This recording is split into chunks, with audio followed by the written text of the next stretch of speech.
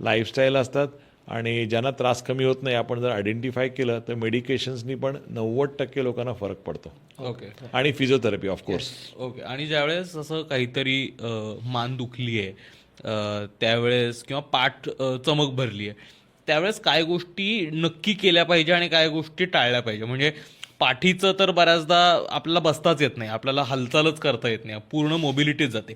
मान असेल तर मग आणखीनच जास्त त्रास होतो कारण मानच वळवता येत नाही, म्हणजे वर खाली बघता येत नाही बऱ्याचदा. टेक्स्नेक. अजिबातच कुठेच काही करता येत नाही, मग खूप जास्त त्रास व्हायला लागतो, म्हणजे दिवसभराच्या पूर्ण मोबिलिटीवरती त्रास होतो. करेक्ट. अशा वेळेस पहिल्यांदा कुठल्या गोष्टी केल्या पाहिजे आणि कुठल्या गोष्टी टाळल्या पाहिजे. करेक्ट. तर सगळ्यात सोप्या घरगुती इलाज मी तुम्हाला सांगतो.